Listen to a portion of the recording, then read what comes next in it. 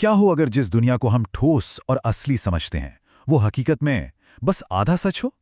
आज हम गोता लगाने वाले हैं क्वांटम मैकेनिक्स की एक बहुत ही अजीब और हैरान कर देने वाली दुनिया में। और हाँ, ये कोई बोरिंग लेक्चर नहीं होने वाला। ये तो एक ऐसी खोज है जो शायद ब्रह्मांड को देखने का हमारा नजरिया ही बदल कर रख दे। ये बात कही थी रिचर्ड फाइनमैन ने, जो 20वीं सदी के सबसे ब्रिलियंट माइंड्स में से एक थे। अब जरा सोचिए, अगर एक नोबेल प्राइज विनर खुद ये बात कह रहा है, तो फिर हम और आप वाकई एक बहुत ही गहरी और मज़ेदार गुत्थी सुलझाने की कोशिश करने वाले हैं। हाँ, लेकिन क्वांटम मैकेनिक्स की इस उलझन भरी दुनिया से पहले एक ऐसा दौर भी था, करीब 200 सालों तक, जब हमें लगता था कि हमने सब कुछ समझ लिया है। वो क्लासिकल फिजिक्स का ज़माना था। एक ऐसी दुनिया जहां न्यूटन के नियम चलते थे और पूरा ब्रह्मांड एक बहुत बड़ी प्रिडिक्टेबल घड़ी की तरह लगता था। हमें यकीन था कि हम हर चीज का पता लगा सकते हैं, जब तक कि कुछ ऐसे रहस्य सामने नहीं आ गए जिसने सब कुछ हिलाकर रख दिया। तो चलिए कहानी के पहले हिस्से में चलते हैं। ये वो दुनिया थी जहां सब कुछ प्रिडिक्टेबल था। तो क्लासिकल फिजिक्स की दुनिया कैसी थी? ये वो दुनिया थी जिसे न्यूटन जैसे महान वैज्ञानिकों ने बनाया था। यहाँ ब्रह्मांड एक बहुत बड़ी प्रिडिक्टेबल मशीन की तरह था। मतलब अगर आपको पता है कि किसी चीज पर कौन कौन से बल लग रहे हैं, तो आप 100% सटीकता से बता सकते हैं कि उसका भविष्य क्या होगा। यहाँ समय और स्पेस सबके लिए एक जैसे थे। एनर्जी नल से बहते पानी की तरह लगातार बहती थी, और चीजें या तो वो बिलियर्ड बॉल जैसे कण थी या फिर तालाब की लहरों जैसी तरंगें, दोनों एक साथ कभी नहीं। ये एक ऐसी दुनिया थी जो हमें समझ आती थी, बड़ी आरामदायक थी। और फिर आता है कहानी का दूसरा हिस्सा, जब फिजिक्स के ये सारे नियम टूटने लगे। असल में 3 ऐसे बड़े रहस्य सामने आए जिनके सामने क्लासिकल फिजिक्स पूरी तरह से फेल हो गई। और इन्हीं 3 रहस्यों ने एक बिल्कुल नए साइंस का दरवाजा खोला। पहला रहस्य, इसे कहते हैं अल्ट्रा वायलेट कैटास्ट्रॉफी। देखिए, क्लासिकल फिजिक्स के हिसाब से कोई भी गर्म चीज जैसे लोहे का टुकड़ा, उसे इतनी ज्यादा खतरनाक अल्ट्रा वायलेट लाइट निकालनी चाहिए कि उसकी एनर्जी अनंत हो जाए।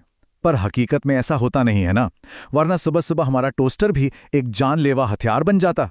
तो सवाल था, ऐसा क्यों? दूसरा रहस्य था फोटो इलेक्ट्रिक इफेक्ट। इसका मतलब है कि जब आप किसी धातु पर रोशनी डालते हैं तो उसमें से इलेक्ट्रॉन्स बाहर निकलते हैं।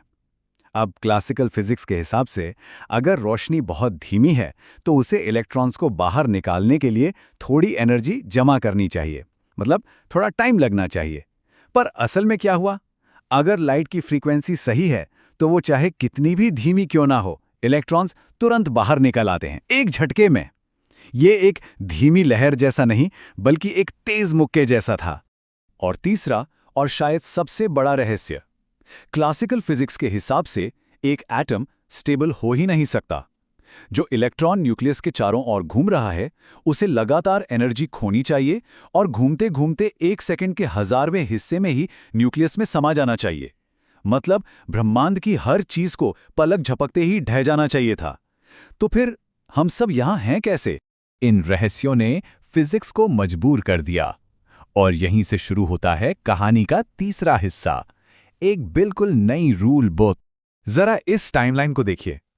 1900 में मैक्स प्लैंक से शुरू होकर 1927 में हाइजेनबर्ग तक, सिर्फ 27 सालों के अंदर Einstein, bore, de Broglie, Schrodinger जैसे नामों ने एक के बाद एक ऐसे आइडिया दिए जिन्होंने फिजिक्स की पूरी दुनिया ही पलट दी।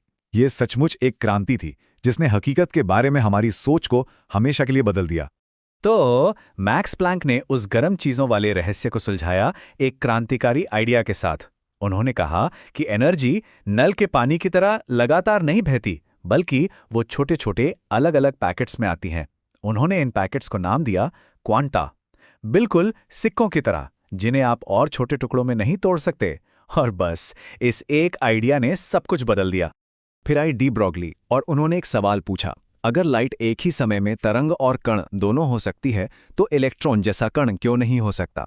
और डबल स्लिट एक्सपेरिमेंट ने इस बात को साबित भी कर दिया। पता चला कि एक अकेला इलेक्ट्रॉन भी एक तरंग की तरह बर्ताव करता है। वो एक ही वक्त पर 2 अलग अलग रास्तों से गुजरता है और फिर खुद से ही टकराता है। सच में ये तो दिमाग घुमा देने वाली बात है। और इन आइडियाज ने हमें पहुंचाया कहानी के चौथे हिस्से में, यानी कि क्वांटम दुनिया में जीने का मतलब क्या है। तो सबसे पहली बात, क्लासिकल फिजिक्स वाली निश्चितता को भूल जाइए। श्रोडिंगर और बॉर्न ने हमें दिखाया कि क्वांटम दुनिया पक्की गारंटी पर नहीं बल्कि संभावनाओं पर चलती है। मतलब हम ये नहीं कह सकते कि एक इलेक्ट्रॉन ठीक यहाँ है, हम सिर्फ ये बता सकते हैं कि उसके यहाँ होने की संभावना कितनी है। एक तरह से पूरा ब्रह्मांड एक जुआ है। और यहीं से चीजें और भी अजीब होने लगती हैं, सुपरपोजिशन के साथ। इसका मतलब है कि जब तक आप किसी कण को मापते नहीं, वो एक ही समय में अपनी सभी मुमकिन अवस्थाओं में मौजूद रहता है, एक ही समय में कई जगहों पर। इसे ऐसे समझिए, जैसे एक सिक्का हवा में है और जब तक वो जमीन पर गिरकर रुक नहीं जाता, वो एक ही वक्त पर हेड्स भी है और टेल्स भी। फिर हाइजेनबर्ग ने इसमें एक और परत जोड़ी, अनिश्चितता का सिद्धांत। ये कहता है कि आप कभी भी एक ही समय पर किसी कण की एकदम सही पोजीशन और एकदम सही रफ्तार दोनों एक साथ नहीं जान सकते। ये नामुमकिन है। आप एक चीज को जितना ज्यादा सटीक जानने की कोशिश करेंगे, दूसरी चीज उतनी ही धुंधली होती जाएगी। और ये हमारी टेक्नोलॉजी की कोई कमी नहीं है, ये तो कुदरत का एक बुनियादी नियम है। ये सब इतना अजीब था कि खुद आइंस्टीन को भी इस पर यकीन करना मुश्किल लगता था। और क्वांटम मैकेनिक्स की जो सबसे अजीब चीज़ है, उसे उन्होंने नाम दिया spooky action at a distance, यानी दूरी पर होने वाली एक डरावनी हरकत। और ये बात वो कर रहे थे एंटेंगलमेंट की।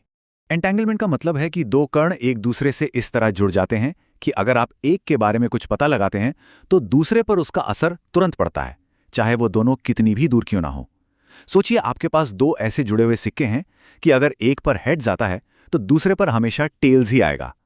अब आप एक सिक्के को मापते हैं और आपको तुरंत पता चल जाता है कि दूसरा सिक्का क्या है, भले ही वो ब्रह्मांड के दूसरे कोने में ही क्यों ना हो।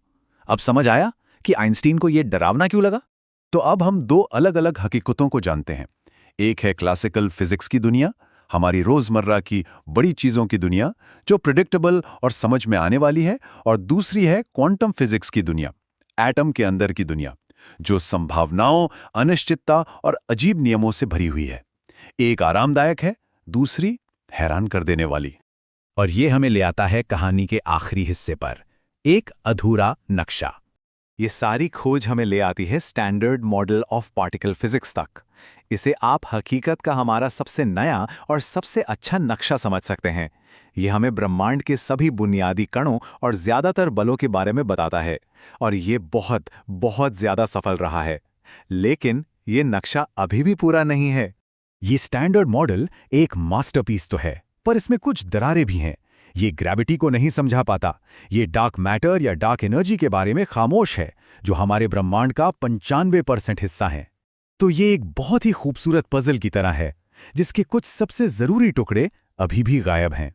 हम जानते हैं कि इससे भी बड़ी कोई हकीकत है, बस हम अभी तक उसे देख नहीं पाए हैं। तो हम इस चर्चा को इसी एक बड़े सवाल के साथ खत्म करते हैं। अगर असलियत की बुनियाद संभावना और अनिश्चितता पर टिकी है, तो फिर ये ठोस, प्रिडिक्टेबल दुनिया जिसे हम रोज देखते और महसूस करते हैं, इसका क्या मतलब है? क्या ये सिर्फ एक भ्रम है? यही क्वांटम मैकेनिक्स का सबसे गहरा और आखिरी रहस्य है, और इसका जवाब शायद हकीकत के बारे में हमारी पूरी समझ को ही बदल कर रख देगा।